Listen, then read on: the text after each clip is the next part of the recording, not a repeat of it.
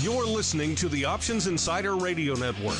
For more quality options programs, visit www.theoptionsinsider.com or search for Options Insider Radio Network in your podcast provider of choice. Listeners can also access all of our programming through our mobile app, available in iTunes and on Google Play. Don't forget to follow along with your favorite programs and submit your own questions for the hosts at twitter.com/options, facebook.com/theoptionsinsider, or via questions at theoptionsinsider.com. Gold, crude oil, corn, soybeans, and more. With so many tradable products, the futures options market can be an intimidating place. How can you possibly keep track of the latest trading developments across so many different products? Don't worry, we've got you covered. Welcome to This Week in Futures Options, the program designed to help active futures options traders stay on top of this ever-changing marketplace. Each week, we'll break down the top trades, hot products, volatility explosions, and much more. This Week in Futures Options streams live every Friday at 1:30 p.m. Central, so be sure to check out our live stream via the Mixlr app. That's MIXLR. Or join our live chat room at mixlr.com/options-insider. Whether you're an experienced veteran or a newcomer looking to separate the wheat from the lean hogs, This Week in Futures Options has the information you can't find anywhere else. This Week in Futures Options is brought to you by QuickStrike, options pricing and analysis software. QuickStrike offers powerful and flexible options analysis and pricing tools via an easy-to-use web-based interface. View prices on outright options or spreads with comprehensive page-level analysis controls. Build trades, manage risk, or explore historical volatility. QuickStrike has you covered, with market data reports ranging from open interest to the term structure of volatility. QuickStrike is the perfect addition to your trading toolkit. Learn more about QuickStrike at bantix.com. That's BANTIX.com. And don't forget to follow us on Twitter at QuickStrike1. That's QUIKSTRIKE1.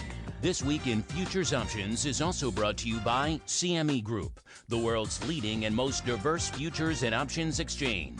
CME Group's markets help individuals and businesses around the world manage risks and seize opportunities. CME Group offers the deepest and most liquid options on futures across all asset classes, including interest rates, equity indexes, foreign exchange, energy, agriculture, and metals. For more information and educational resources about futures options at CME Group, visit cmegroup.com/options. This Week in Futures Options is also brought to you by FTSE Russell, a leading global provider of benchmarks, analytics, and data solutions. Investors in the U.S. and around the world are using FTSE Russell indexes to benchmark their investment performance and create investment funds, ETFs, structured products, and index-based derivatives. Many Options Insider Radio Network listeners will be familiar with the Russell 2000 Index. Russell 2000 futures and options are currently trading on the Chicago Board Options Exchange and CME Group. For more information, please visit ftserussell.com, cboe.com, and cmegroup.com.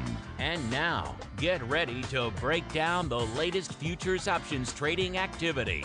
It's time for This Week in Futures Options.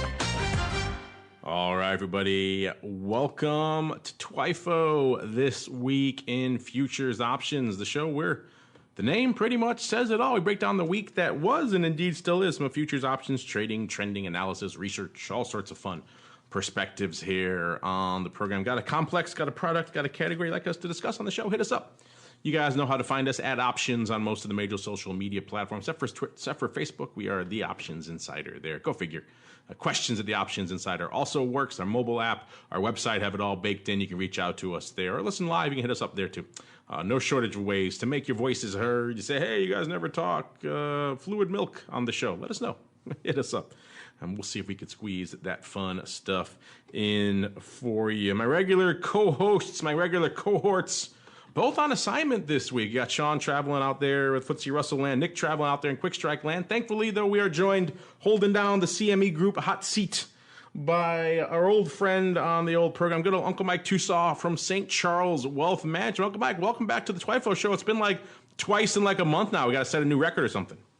Always exciting to be here. Always exciting. This is my wife doesn't want to hear about skew within the silver markets, but this is a group who does. I'm always happy to do this. There you go. I will be your surrogate wife for at least for the next hour or so. So I'll listen to all your silver stories that you want. But first, we got to talk some crude because that's where things are lighting it up. Before we even get into Uncle Mike, I know you like watching energy. I know you like watching XLE. You've had some puts you like to sell out there over time. Have you been watching energy a lot lately? And if so, what's been catching your eye out there, sir? Well, a little bit. So, like in looking at crude's come down a little, has been kind of over the last month and a half since around the 4th of July when crude peaked at, I'm showing a little over the 75 level. It's come down. It's bounced off the lows that it had on about a week ago. But one thing that I've been watching that might be of interest is because I do a lot in the stock world. And so why is something like XLE not just getting the tar beat out of it because of what crude's doing?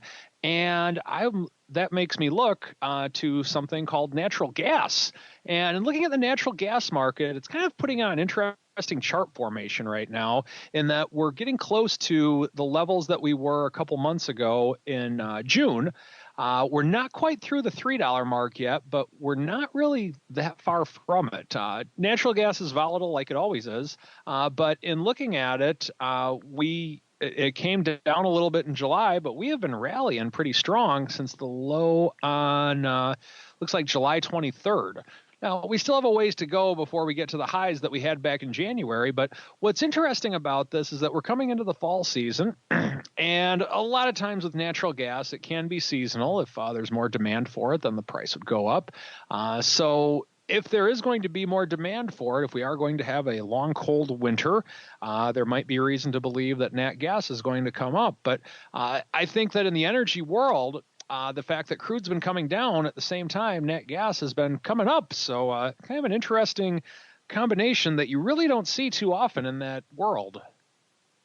Yeah, you're right. We don't get to talk nat gas too often here on the program, but let's do it today since you brought it up. You're right. There's been some interesting developments out there on the nat gas front. We saw the EIA reporting on Thursday morning, actually, that the natural gas stockpiles increased. We talk a lot about crude stockpiles. So talk about nat gas stockpiles. Nat gas stockpiles increasing by 48 billion cubic feet. Again, this is the lagging indicator. So for the week ending August 17th, analysts who follow such things we're expecting an increase of 50 to 55 billion over that time frame. The 5-year average for the week is an ejection of 52 billion feet. So we're seeing a little bit of an increase through that as well. Just pilling up. By the way, you guys can follow along with the show, cmegroup.com/twifo as well. That's where you can get the live reports out there and follow along with everything. And if you do that, if you click on that drop down in the top left corner of the page for products, you choose energy, and then you choose nat gas. You can pick your poison. You want to choose European or American? Let's go with European. They do a little more on the volume side here for the week. Uncle Mike was right. It is flirting with that 3 handle out there, 295 in that front contract over there. And where was all the volume this week? Well, all the volume for the most part, open interest up about 2% this week, so pretty decent volume. Most of the volume coming in that kind of, let's see, where are we here? Coming in that front October contract out there. Actually, the front month is going out in a few days, so 2 months out. The OCT contract, the 275 puts. 9,000 contracts lighting it up this week. You guys can click on that link if you have the Quick Strike Pro subscription there. You can see how it breaks down throughout the week. And if you did that, you'd see that it was pretty active on Monday and Tuesday, about 3,400 contracts each, kind of tailed off on Wednesday. Only 500 today, so a little bit of a pop in those puts earlier in the week. About 2,300 of that was opening. So a lot of opening 275 put action out there 2 months out here in good old nat gas. Again, a product we don't get to talk about a lot. Let's look at the vol here. The vol's up a bit as well this week, as you would probably expect. Let's look at the most active contract, which is, again, about the month contract out or so. Looking at the action, actually, you might expect the skew, the calls leading the dance here. They're about 2% rich, or close to it, to the at the money. That's more than it was a week ago or so, which is about 1%, 1.1%. So we're seeing the calls get a little bit more rich, and not surprisingly, again, seeing a rally out here in nat gas, and seeing the puts come in a little bit. The puts had a bit of a premium to the at the money. The put wing coming in, now they're about 1.8%, almost 2% cheap. So you got almost a little 1.8% rich to the calls and 1.8% cheap to the put. So not a huge skew there, but still interesting stuff there, nonetheless. A big change actually from last week too, so worth noting out there. Now, since we're talking energy, let's keep on rolling into everyone's favorite out here, the Texas tea itself, the crude oil. Again, you can do the same thing, listeners. Click on the crude oil in that drop down on the TWIFO report, then select WTI, and then you too can play along with the home game. You do that, you'll see that we had an interesting week out here in crude this week as well. We saw Wednesday a surprise 5.8 million barrel draw on crude stocks that bumped up Brent and WTI this week, after we had a week of kind of being range bound for the most part. We also have trade war kind of kicking in as well. We saw China entering in kind of phase 2 of their trade war, where they entered some tariffs on oil and coal imports there. So that was working, but it was interesting, I should say, driving prices as well. But oil prices, the big driver, major drawdown in crude supply, near record refining demand as well. So that kind of combo also playing in here as well. Not surprising. Exports to China are dwindling. That's kind of what happens when you have a trade war in terms of crude. But we are seeing other buyers in Asia kind of stepping up. So we're seeing more buyers in India, Singapore, and South Korea. Not quite offsetting China, but at least doing their part to consume all the crude that we are churning out here on a weekly basis. In terms of crude volatility, it's kind of been the same story it always has been. Crude volatility coming off again. We talk every time we see a little bit of a pop, we say, wait a week, let's see if it's going to come in. And sure enough, it came in. Came in pretty hard this week as well, off 2.5 handles in some areas out there near the front portion of the curve. Let's go out here to where the action was. It was also in the October contract here, 55.6% of the volume in crude options on CME this week, and WTI at least come in that October contract. And looking at the vol out here, the skew, we're seeing the puts get a little bit richer, about 5%, close to it, rich to at the money. That's up from about 4% a week ago. So a little bit more bid to the puts, and the calls getting a little bit more sold, a little bit more offered. They're about 2.3% cheap to the at the money, down slightly from this time last week. So again, if you're moving up the skew curve, that's not exactly surprising. You're going to see the skew curve kind of rotate. Puts should get a little bit more bid, calls should get a little bit more offered, and that's pretty much, I think, what we're seeing playing out over here. In terms of number one with a bullet, what was active out here, it was the 70 calls that were lighting it up this week. Go figure. An even money strike we're approaching. People are trading it, and that's kind of what we saw this week. The 70 calls lighting it up. Again, 20,500, pretty active throughout the week. 6,600 on Monday, 5,000 on Tuesday, 6,500 today. About 5,400 opening. Again, today's number is not figured into that, so we'll know obviously more about those tomorrow. But yeah, 5,400 net openings. So a lot of opening on the 70 strike. Maybe the bulls come back out to play.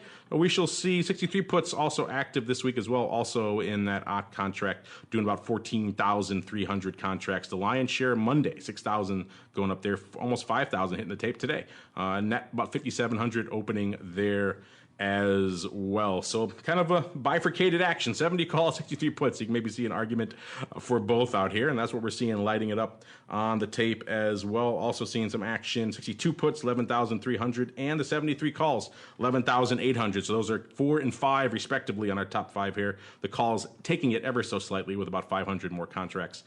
Those are both opening to the tune of 3,100 on the calls and about 1,100 on the puts. And rounding out our top 5 here, let's just scan really quick. It looks like it is the 68 calls. So pretty much at the money calls here, doing about 8,000 contracts. Let's just scan out the term structure a little bit, see if there's any fun, interesting trades catching our eye as we are wont to do here on the old show. And you can do this too if you just scroll through the report listeners on the right hand side. I like to select all expirations. Nick likes to just select a handful, so choose whatever you like. But either way, you'll get a lot of info. If you select all, though, you can see kind of everything that goes up that week. It's a lot of info, so be prepared for it. But if you can handle it, it's a fun way to look at it. And then you can do this. You can kind of scroll through and see what is lighting it up esoteric. Nothing really crazy catching my eye out here in terms of strikes, Uncle Mike. So kind of a normal week from that perspective. We'll keep on rolling in a second. Before we wrap up on energy and crude, anything else catching your eye out here in energy land this week, Uncle Mike? No, I think it's like you said, we're approaching on an even number such as the 70 mark. And with the action that we're having in the 70 strike, I can't say that's really surprising by any means. The summer driving season's coming to a close now. So it'll be interesting to see how this reacts when we're past Labor Day again, kind of like what we talked about on the option block a little bit ago with more money coming into markets after Labor Day. But summer driving season's coming to a close. Let's see what oil does. Let's get into one of your other favorite complexes, Uncle Mike. I'm sure you've heard of it. Equities. Are you familiar with it, sir? Equities. I think so. You've heard of this category. I've heard it said around the studio here. I've heard it whispered to me that you're a bit of a perma bull. Is that the case, sir? Oh, the rumors are, well, okay, it's true. I'm a believer that the market is going to go up throughout time. The market can come back at times, but let's face it, we're on more than a 100-year bull market, so it's hard to argue with it, I think. That it is indeed. Our equity breakdown, of course, brought to you by our friends over there at FTSE Russell. Check out the website, ftserussell.com, or give them a follow on Twitter at FTSE Russell, ftserussell.com. They tweet a lot of good data about benchmarking and all sorts of other fun stuff. I know, Mike, you and I have talked before about small caps on your recent appearance. I know you're a dyed-in-the-wool S&P guy. I won't hold it against you, sir. It's all right. Okay, I've been called worse.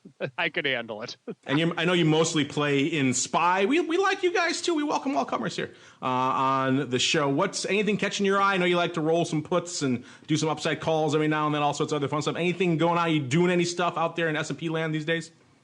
Well, here's what's interesting right now. With volatility as low as it is, and this applies to the S&P Mini, this will apply to SPY, just markets in general, or I should say large cap stocks in general, it seems.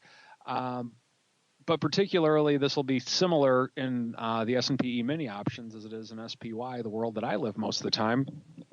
I think that if you want to buy calls at this point in time, buy out of the money calls, if you can find a way with which to finance them, it's not a bad time to do it. And with the VIX at the 12 level, they're not that expensive. So whether you're bullish or bearish, what I like to do is look at things from the standpoint of a risk reward. And so let's just be very simple right now. Is it possible for the S&P to have a 50 handle day? Oh, good gosh, yes. Now, it doesn't feel like it right now, but a lot of times when vol is low, just out of nowhere, the S&P just kind of goes up to high heaven or goes down to the depths, so to speak. And if that happens, let's take a look at this. If we have a 50 handle day and you're buying out of the money calls, well, obviously you're going to be doing very well that day. Reason being is from the standpoint of delta. Now, the other factor that would be working against you, of course, theta, but the main factor that you have to be concerned with if you're looking for a quicker pop would be volatility working against you with the inverse volatility relationship that often exists between volatility and the underlying. But the vol's already pretty low anyway. And so, yes, the vol will work against you, but with it this low, it's not like it's going to go, the VIX is going to go from 30 to 20, something like that if we had a big move. The VIX would go from maybe 12 to 1150 or 11, something like that. So you have that factor not working against you when buying call options. Now, with that being said, you can go out several months and you're locking in lower volatility. And by doing that, that means that you can sell more near-term volatility against it. Whether you're selling a call spread against your long call, which I guess would technically be a separate trade, but or if you are just selling a call against it. The benefit of a market like this is that premium is not very expensive. So you're able, and that's assuming you don't believe the VIX is going to go to 4. Or if you think the VIX is going to go to 4, then premium's very expensive. But from a historic standpoint, I believe the VIX is at a relatively low level right now. So the strategies that I like on the equity side of things would be to be buying options and just trying to find ways to either scalp some more near-term options or sell some premium against it. Because by doing that, let's say that we go in a vacuum and markets stay the same, but volatility happens to go higher. I think we're at the lower end of the volatility range right now. So let's say it were to go higher. Well, that means that over the course of the next week or month or whatever time frame you're selling your volatility or selling your calls against it, you're going to get more juice for your money. And so because of that fact, I think now is a great time to be doing things along the lines of not necessarily these exact strategies, but things along the lines of calendars, diagonals, to where you can buy premium and you're locking in a lower rate for the long term, sell near-term premium against it. So that way, if volatility does indeed go higher, then the following week, month, or whatever time frame you're looking at, there'll be more on the table to sell. So I think this is a really fun market if you're looking to, if you want to be at least what Mark calls us on the option block, a degenerate premium buyer. You are truly degenerate in the premium buying sense. But I like that. Some calendars, all sorts of fun stuff going on in the world of equities. By the way, right now as we're talking, Uncle Mike talking about VIX, we're hovering right on 12.25. Our old friend RVX, which is the Russell VIX, so the Russell volatility, right about 14.5. So that spread widening out a little bit from last week, up to about 2.25 handles. It kind of vacillates from about 1.25 points all the way up to 3 and change. We've seen it recently. So it moves around quite a bit for all of you out there who watch the two. I know obviously there's not as many products are out there as there used to be. I think we have a listener question about that would allow you to trade that spread. Hopefully that'll change. Keep putting that to the folks at FTSE Russell. Hopefully we see some developments there soon. We know you guys want to trade Russell Vol. In the meantime, you got products out there you could do it on if you are so inclined, including, of course, the Russell options over there on CME Group that continue to light it up out there. Let's see really quick. You guys can go for yourselves. Listeners, head on over. Choose the equity indexes drop down over there in the quick strike, and then choose E-mini Russell 2000. And you too can see kind of what's lighting it up here this week. Again, it's a newer product, so it's still kind of gaining steam out there in this pre-holiday week up here. But what's lighting it up actually with the Russell right around 1720, ironically enough. There's some action, 1720 calls, seeing some action there in the front week. Again, weeklies are where the action is.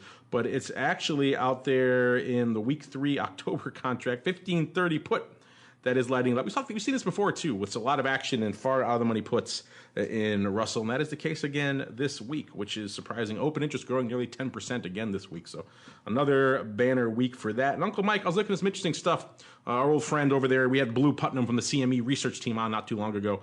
His counterpart over there is Eric Norland, one of their senior economists and researchers there, too. He's done some great research on gold volatility with us in the past and talked about it. Really interesting stuff. He's going over to equities land this time and kind of taking an interesting tack on. You may not like this being the perma bull, so maybe cover your ears a little bit. But he's saying there may be some concerning signs ahead here for the bulls. He's saying U.S. equities may be in the late stages of a bull market. Again, you can find this research, CME.com. We'll also, CMEgroup.com. We'll also get Eric on to talk about it himself, hopefully in the next couple of weeks. But he said in the early stages of most other recent bull runs, like 91 to 96, 2003 to 05, and 09 to 2014, earnings and equity prices would rise in tandem. And then the later stages, which is 97 to 2000, 06 to 2007, or 2015 to now, we see earnings stagnate or decline while prices continue to advance anyway. He says, for the moment, earnings aren't bad, but other things are starting to spook them, like interest rates, tightening labor market, and the trade war, all things that are economists are not typically fans of. Let's see, he has a lot of great charts in here. I want you to read the whole thing. So with the rates rising, the possibility of recession around 2020, give or take a year, the risk to long-only equity positions are growing. And he mentions some interesting stuff here. We talked about volatility earlier. He says, at first glance, it's not apparent that equity options are really worried about this. VIX is fairly low. We just talked about it, but that's, remember, VIX is primarily at the money. There is some skew baked in too, but if you look at skew, then that shows you a different thing in terms, and that's what Eric's looking at here. He starts moving away from at the money options, and he sees a high degree of skewness out here. Puts extremely expensive relative to calls out there in the S&P. That's, again, if you know equities, that's always the case, but it's looking a little bit sharper now than it has been in years past and in other market cycles. But he makes an interesting anecdote and an interesting addendum to this. He says, if the puts are rich, why aren't we seeing a commensurate bid to Treasury options? Why aren't we seeing that skew reflect that? Which is an interesting question and one probably worth asking. And he does ask that. He has some interesting charts here, again, showing the implied skew of the S&P. We kind of just talked about that a little bit. You could see it for yourself graphically in this chart. But also at the same, that's typical investment skew slope that we see in the S&P and other indices. Now you look at the Treasury option skew, and it's pretty much a smile. Puts are bid and calls are bid. And so the question is why? Why would that be the case? And he kind of gives a few answers here, which are kind of interesting, that, Treasury options at the end of the day, call options, they're cost effective. They're not bid up as out of control as S&P put options are, but also they don't really deliver the way. It's kind of like the old argument or the question about VIX calls versus S&P puts. What's the best way to hedge against an S&P sell-off? The same question here. For a broad market sell-off, is it better to have puts in the index you want to hedge? It could be Russell, could be NASDAQ, could be S&P, or is it better to have maybe a second tier, shall we say, hedge in things like Treasury options? And he points out some scenarios where maybe that's why the calls are not as bid. In times of market stress, Treasury sometimes resist rallying until the equity markets have really hit a kind of rock bottom, and it causes that flight to quality. That was the case in 87. He said markets fell out of bed between October 1st and 19th. He didn't see a bond Treasury rally until the 20th of October, so he had to wait almost 3 weeks. That's an eternity if the markets are falling out of bed. 2008, we didn't see a big pop in Treasuries with the Lehman crisis or anything else. It wasn't until late October into November that we saw bonds really start to take significant moves. So if you're buying a put option in an equity, in an index, S&P, Russell, whatever it might be, you have a delta. You know how that's going to perform. That's a nice thing. Treasury options, sometimes that correlation is, shall we say, a little bit more dubious here. So that's kind of, I think, his takeaway here as to probably why we're not seeing. But an interesting idea, too. If you're looking, people are always writing into us saying, what's a cheap way to hedge? What's a cheap way to hedge? If you're okay with all these limitations, then maybe Treasury call options could be an interesting little thing to add to your portfolio. Uncle Mike, have you explored the notion of hedging your equity? I know you like rolling your S&P puts all the time. Have you ever explored the notion of hedging maybe with some upside Treasury options? I have not, and I'm a firm believer in the fact that the debate that we have had many times on the show, or the discussion points that we've had on the show, when you're hedging one thing by buying calls on something else, I couldn't possibly disagree more. I think it's a pairs trade. I don't think, or a pairing trade, whatever you want to call it, not a hedge.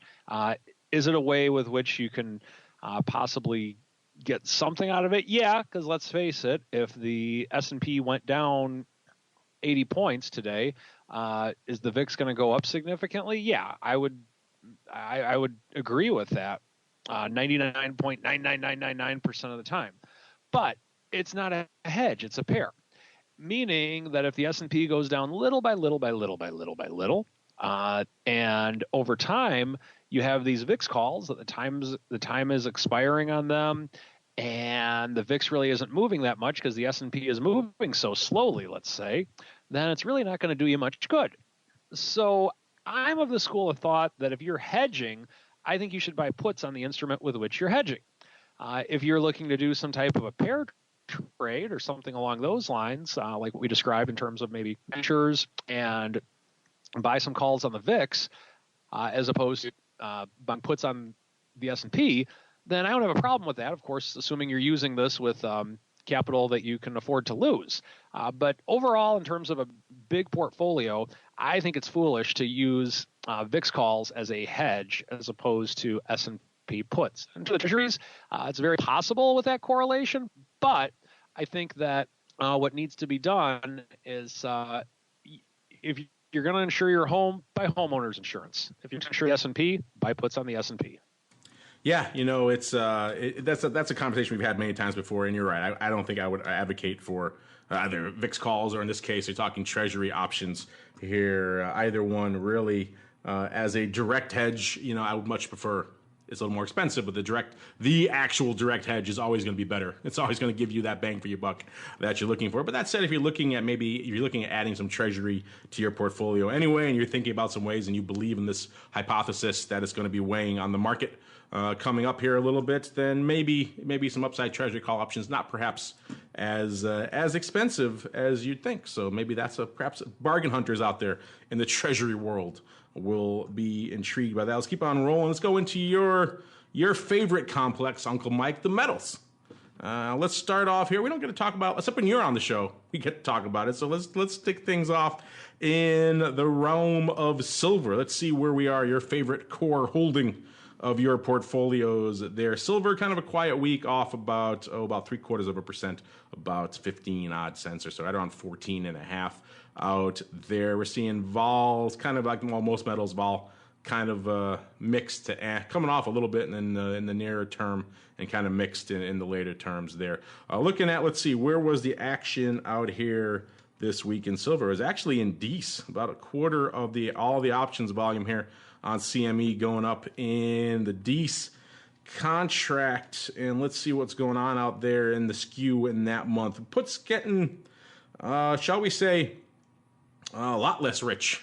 They were cheap, and now they're getting bid up a little bit more. So they were about 3% cheap to the at the money. Now they're about 0.5%. So they're pretty much even. So they're getting bid up a little bit, and calls are coming in a bit as well. We saw the calls, they were about 10.5% rich to the at the money as last week. Now only about 0.5%. So coming in quite a bit up there. So maybe some call writing, some put buying up here in good old silver. Mr. Uncle Mike, is that you? That sounds like collar activity. Is that you? Have you been doing stuff with your collar? I have, but not in the future side of it. So when we had the big dip in silver, when the big dip that we're having in silver right now was on August 15th when we had the real big down day in silver. And right now, I think a lot of the downside of the metals at this stage is just from the strengthening dollar. It's very difficult for metals to increase at the same time as the dollar. And what I did that day, I was actually in a very tight put. And so at that stage on the super tightly hedged collar that I had on silver, I was in long the underlying, and I was in the January 16 put on SLV. And so with SLV trading in roughly 13.5, there's really not a lot of reason to be in that at that point anymore. I mean, I'm trying to be as passive as I can with this one because this is a more longer term hedge play that I'm doing. And I can't be, I think I was looking at the deltas on it because of the way the delta was. I was technically just being long the underlying and long that put option that was so deep in the money. I think I was technically like -1 delta on that or something like that. So I needed to roll down. So I rolled down to the January 13.5 put. And yes, when doing that, we're actually giving up, or we're actually going to have to pay for some time decay. But when we do that, if the underlying does rally back, then it's going to start helping you much sooner rather than later because of the fact that you're just adding a lot of deltas when doing so. And yeah, you have to gamble on the time decay, but if we do come up a little bit more, I do plan to start selling some calls again. And oh yeah, by the way, I closed out on my 17 call for like 8 pennies or something like that too. So in terms of what's happening with it right now, silver is really taken a shellacking lately, but the benefit of options is the fact that if you're trading options on it and you're using options to hedge, right now is an opportunity. And if you can use this as an opportunity at this stage in the trade, then a lot of good things can happen. One thing I didn't have quite enough money on the sidelines to justify it, but the thing that I was looking to do with this trade was to actually buy more shares of SLV with the profits on the puts. And the share prices, it just didn't match up the way with which I wanted to. But that's another way with which to lower your cost basis. And this can work in the ETF world, the future world, pretty much anywhere. So when using options, it makes the bite hurt much less when the underlying goes against you. Yeah, if you put so in the money that you start to threaten a negative delta, it's time to roll. That's probably like the ultimate extreme end, would you say? I would agree, and I think it was just because it was the bid-ask spread was a million miles wide. Because I've never, by that happening, I'd have to have a negative 101 delta. You got 101 delta happen. put. But it's an impressive put. And actually, I take that back. Actually, because of the fact that I had, I think like a 99 delta put and maybe like -2 deltas in the short call. I think that's what made me negative delta. And I'm looking at that, I'm like, I can't justify, even though this is designed to be a hedge, I can't justify being negative delta on this, on a collar. Uncle Mike, owner of the magical 101 delta put. I like it. Good stuff out there. Let's look at some other metals too, since we're talking metals, experimenting in the old metals complex. Hit that drop down top left corner, the big blue button there, and quick strike listeners choose metals. Let's go to the precious stuff here. We just talked silvers, talked a little bit of gold. Gold getting a little bit of a boost this week after the gold bugs have kind of been under assault for the better part of the last few months. Up about 10 handles, or about a little more than 0.5%, right around the 1190 level. So not quite breaking through 1200, but I think gold bugs will take what they can get. Gold vol coming in yet again, so we got a little bit of a bid last week coming in. It's kind of like clockwork. You could play it, but again, the underlying is moving enough. So if Nick was here, he'd be saying you probably could be paying the rent on this if you were aggressively scalping your gamma. If you don't know what that is, don't worry about it. You don't want to do it then. But if you do and you're pretty active with it, then you could maybe pay the rent out there. In terms of open interest, a slight week, up about 2% over here in gold land. What was lighting it up this week? October was the big player again this week. 33%, it's about a third of the paper going up in October. Let's see what's going on out there from a skew perspective. We're seeing the puts were about 3.2% rich to the at-the-money week ago. This week, a little bit shy at 2%, 1.8%. So the puts are getting sold off a little bit. We're seeing the calls getting a little bit richer. They're about 1.5% rich to the at-the-money, and we're seeing them about 2.1%. So you got a little bit of a smile going on out here in all things gold these days. Not surprising, gold skew tends to evolve sometimes, and so we're seeing calls get richer and puts get a little bit cheaper here. This week from a vol perspective out here again. And number one with a bullet out here, we're at the 1190 strikes. You probably would guess something along those lines. It would be the number one with a bullet, and you would be wrong. It would be the 1275 October calls, number one with nearly 9,000 contracts on the tape. About most of that coming yesterday, Wednesday, 7,200 of that, almost 7,000 of that opening. So that was a lot of opening 1275 calls.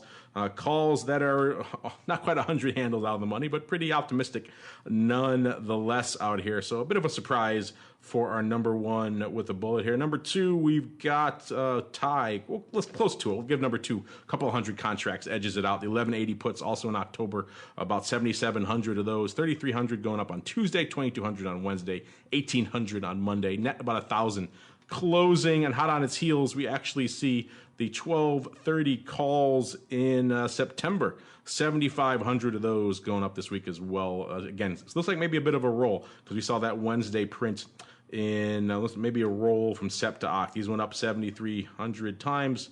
Actually, net opening of 1,900 contract, but it's the same day.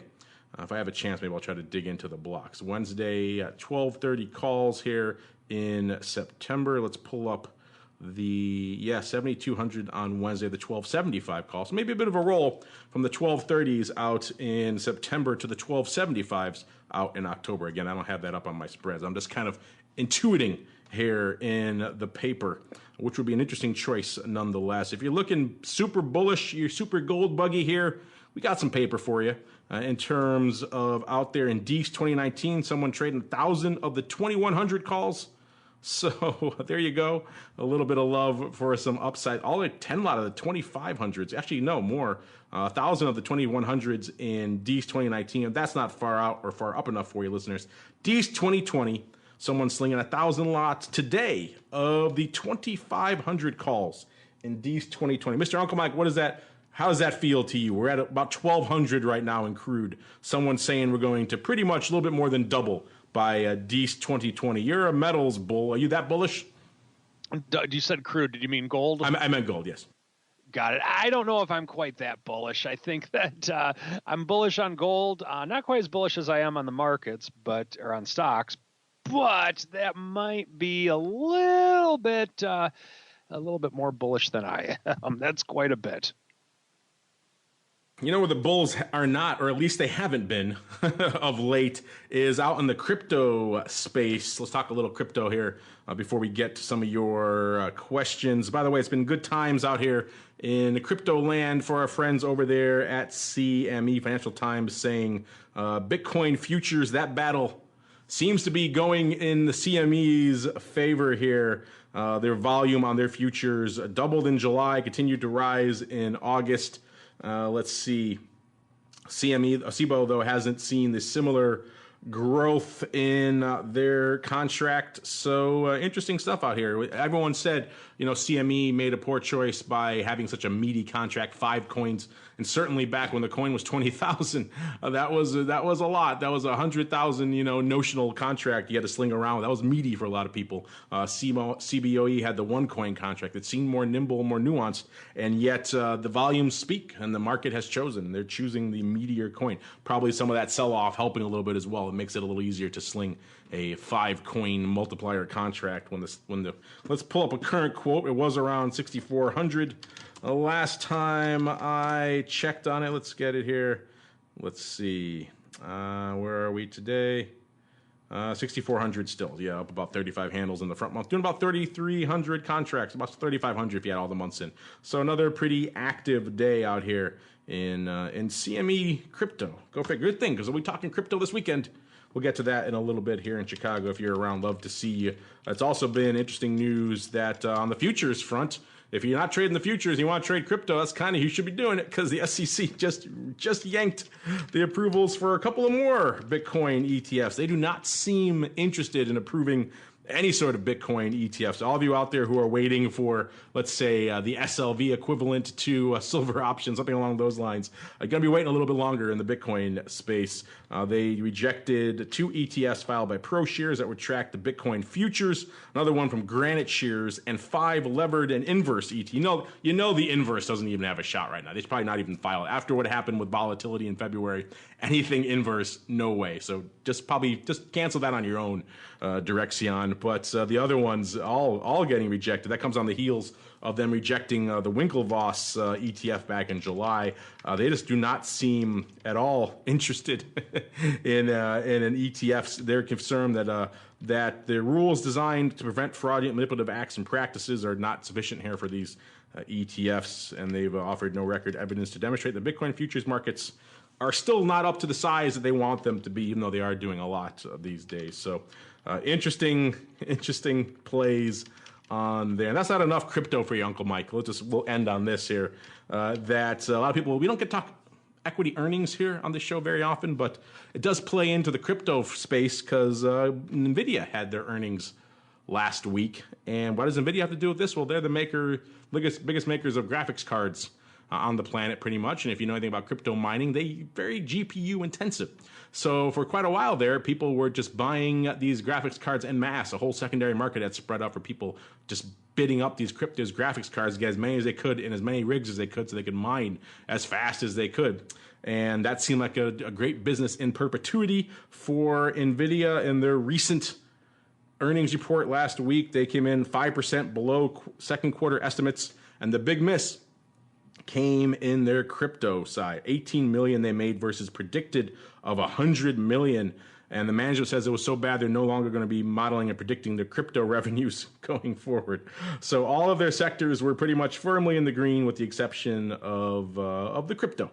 So I don't know, Uncle Mike, I know you're not a huge crypto head, but is this maybe that combined with maybe the little bit of a bearish run there in crypto? Is the bloom off the rose, or is this just a little minor blip? I think the bloom's been off the rose pretty much since it went public. Or it's not went public, but since the futures started trading on it. Bitcoin's been a very big party for those that have been bearish on it. I wish it would have had options the first day. I'd have been more than happy to have bought some puts on it even then, and I'd still would love to buy some puts on it now. I mean, I don't think it's financially prudent to just go short it because it's so darn volatile. But I think Bitcoin is, I'm surprised it's lasted as long as it's stayed above the 6,000 level as long as it has. Over time, it's a dumb idea. I really believe that. I don't think it's going to really gain a lot of traction over time. In the near term, of course, it can go up, it can go down. But 5 years from now, Bitcoin is going to go the same way as the Pants on the Ground song from American Idol. You're talking down cannabis stocks on our last show. Now you're talking down crypto. You're just a poo-pooer this today, sir. You got your poo-poo pants on. I must. I think I should start up a new fund, the Party Pooper Fund, where we're short marijuana stocks and short Bitcoin. You probably, that might actually get some. You might get some action in that one, there, sir. Let's see here really quickly if we could pull up before we keep on rolling. No, it's not playing along with me. So let's keep on rolling into your questions. It is time for your feedback. It's time for your questions, comments, and insights. It's time for Futures Options Feedback. Submit your questions at twitter.com/options, facebook.com/The Options Insider, stocktwits.com/Options Insider, or via questions at theoptionsinsider.com. You can also submit your feedback via our Options Insider Radio Network mobile app, available for iOS, Android, and Kindle Fire devices. You can even ask your questions live every Friday at 3 p.m. Central via our Mixlr chat room. So grab the Mixlr app or just search for Options Insider at Mixlr.com. That's MIXLR.com. All right, everybody. Welcome to your feedback, the portion of the show where you guys ask us questions. Sometimes we turn the tables, ask you guys questions as well. This week, in honor of all things, just talking crypto, myself and a number of others, including we've got Julie Armstrong, the Chief Commercial Officer from CME, joining me. We've got Tony Saliba, a bunch of others. Should be fun. Talking the future of crypto derivatives this week at the Voice of Blockchain conference. So come on in and see us. You can see if you go to Voice of Blockchain if you haven't registered already. It'll be on Saturday. It's a rare Saturday session. But if you're going to come in Navy Pier for the weekend with your family, maybe swing by, talk some crypto derivatives while we're there. And ahead of that, in honor of that, we thought we'd ask you guys, which crypto derivative product would you like to see listed next on a major venue? You're talking a listed, regulated venue like a CME or a CBOE, something like that. We're not talking, I know there's a bunch of other outlets out there that will quote you a crypto option, but let's talk real stuff out here, not some of these things that are floating around in the ether, which actually some of them do some volume. I know that, but let's just keep it to the listed, regulated, cleared stuff for now. We gave you 4 choices: Bitcoin options, Ripple options or futures, Ether options or futures, or Litecoin options and futures. Uncle Mike, I think you know how this dance is going, but have you changed your tune? Are you suddenly a big fan of Ripple? No. To disappoint all the Grateful Dead fans out there, I am not. I think that Bitcoin is the one that everyone's going to want and that everyone would want. And that's one where I'd even take a look at it for buying some puts on it. So I'm going to stick with Bitcoin. Yeah, I remember we had some polls at the beginning of the year when everyone just had the bit in their teeth when it came to, Bitcoin and crypto, and everyone wanted more derivatives, and we were asking people, we were getting asked, when are the options coming? And a lot of people thought it would be like early in Q1. I myself voted for Q2. I thought Q2 was a reasonable time frame, and here we are now, it's coming up on Q3, or I should be Q4, and no dice. So, this is taking a lot longer to get the Bitcoin options. I think anyone thought that is your number one vote by a country mile. 72% of you saying you want yourself some Bitcoin options. 15% coming in number 2, Ether. Interesting. Number 3, Ripple, 8%. Number 4, Litecoin with 5%. All right, let's come on in. We got people commenting about this. Umesh commenting about SEC rejecting all these Bitcoin ETFs. He says maybe they only like to trade futures. I don't think the SEC is a big fan of trading futures, but CFTC definitely. But yeah, I get what you're coming at here. The futures all sailed through approval, and all the ETFs and all the various myriad implementations have so far been getting the heave-ho. So yeah, the futures are the place to be right now, I guess, until at least they list some options on these things, which would be nice, and hopefully will be coming soon. We'll be asking CME about that at the panel. Spoilers about that. I got people chiming in what we're talking about here, Uncle Mike, this week. We got Apex Trading chiming in. We were talking about Nat Gas earlier, Uncle Mike. He's excited about this run-up. He says, good, I have several wells, and the low gas price has been sucking. Well, so I guess he's happy, Uncle Mike, about higher nat gas price. Apparently he's sitting on some wells, and that price has been sucking. I can see that, because if that's the case, then sometimes you may be tempted to just leave well enough alone. Uh-oh, we're getting into puns. I'm going to have to just... Oh, I accidentally muted your channel. I'm so sorry. How could that possibly have happened to that big red mute button that I keep hitting? Let's go to Lil Danger. Has kind of a comment question here. This is actually kind of what I just asked you, Uncle Mike. Lil Danger wants to know, first, a sell-off. First, the sell-offs. I think he means the sell-off in crypto in general. Then the NVDA, so they obviously mean the NVIDIA earnings. And now the SEC Bitcoin rejects. So the SEC rejecting Bitcoin ETFs. Is the bloom off the crypto rose? I don't think we're there yet. I mean, look at the futures options. The futures, they're doing... I wish there were futures options. Look at the futures. They're doing gangbusters numbers. So people are trading these things. They can't get approval on some of these other products. But people are still trading these things. Again, we'll get to this on our panel. Uncle Mike has already weighed in. Have you changed your tune, sir? Are you suddenly a crypto bull in the last 5 minutes?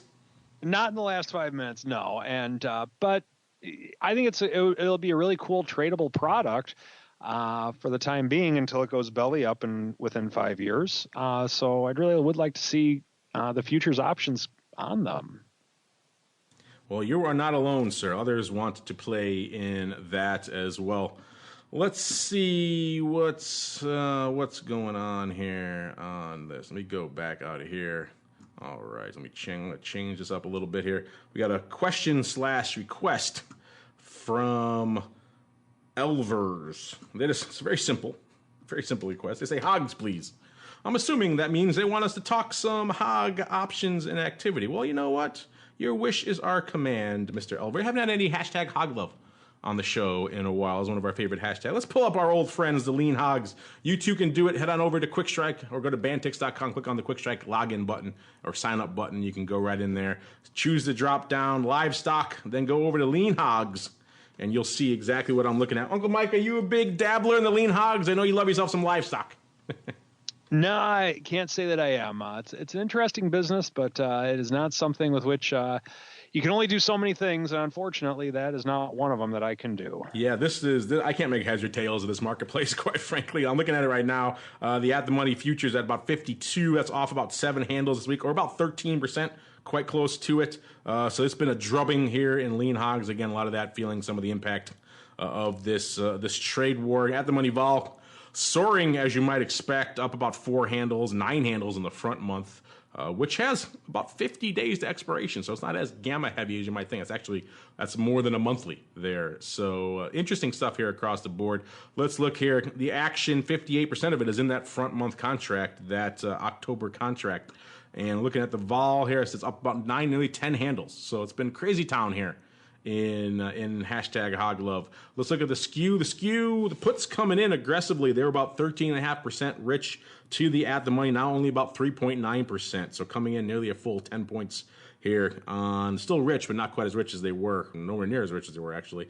And also seeing the calls were cheap, about 10.2% cheap. Now they're about 2.1% bid up. Again, moving down the skew curve, going to have some of that effect as well. So maybe a bit of a combo of the two. In terms of what's lighting it up, if you probably would be guessing puts, and you would be right, it is the October 50 puts doing all the business. About 5,500 of these. Again, Hogs don't do a ton of paper, so 5,500 contracts is a lot. Pretty evenly spread out throughout the week, about 1,400 every day this week, and about 1,200 of that closing. So maybe some people had some protective puts. They're taking off. Maybe this sell-off then hasn't been too bad for them. You got some calls going up out here too. 62 calls, about 2,800 of those.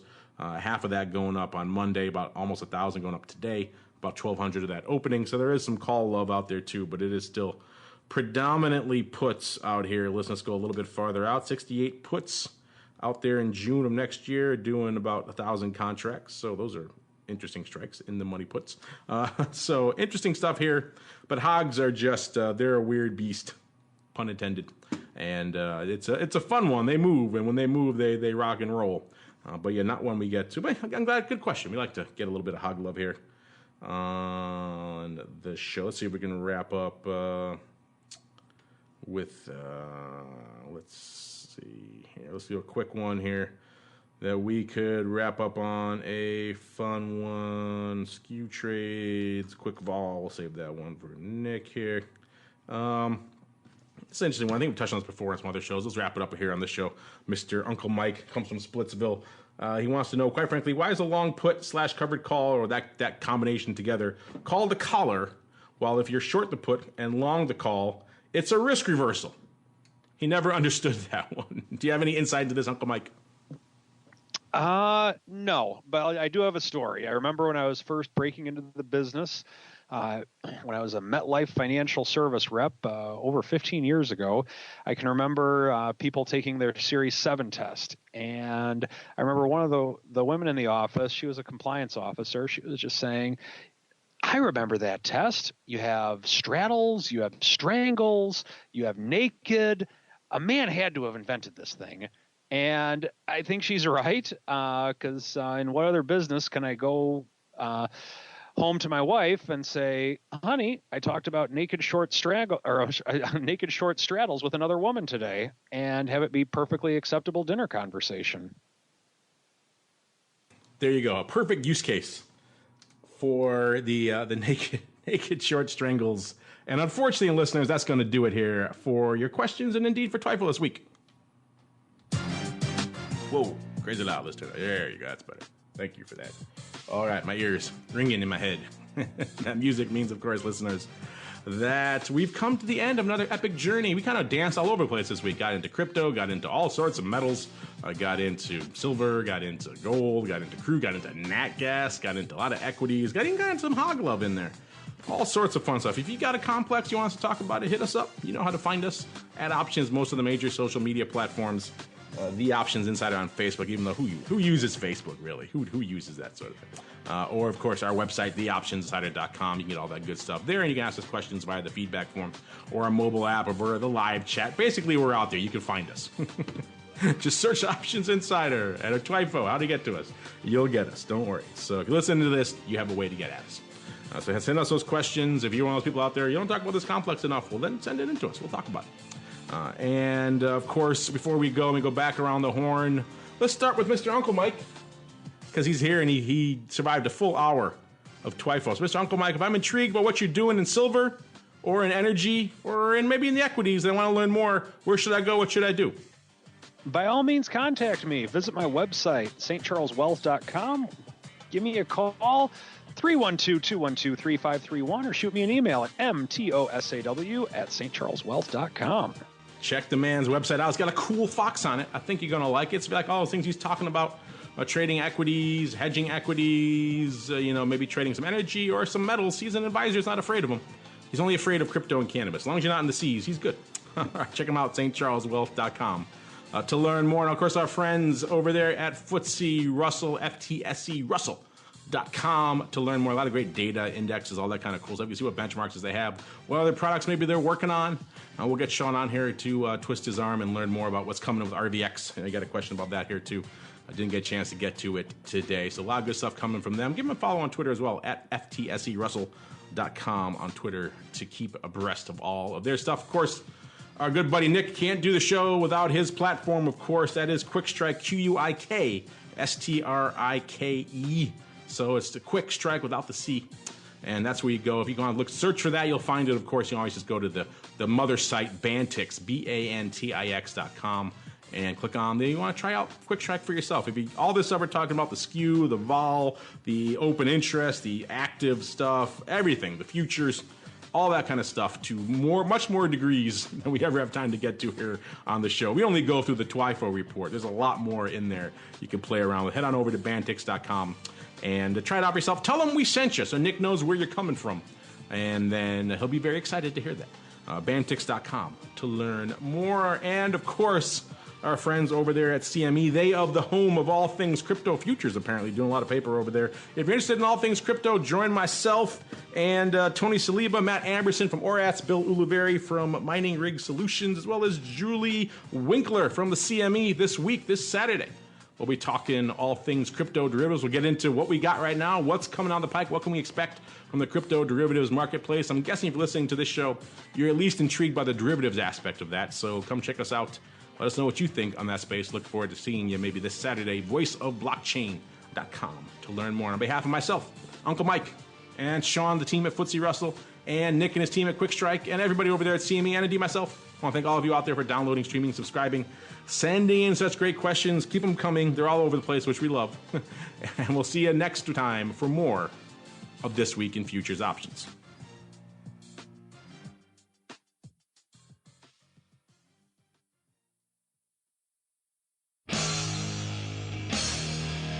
The preceding program was a production of the Options Insider Radio Network. For more quality options programs, visit www.theoptionsinsider.com or search for Options Insider Radio Network in your podcast provider of choice. Listeners can also access all of our programming through our mobile app, available in iTunes and on Google Play.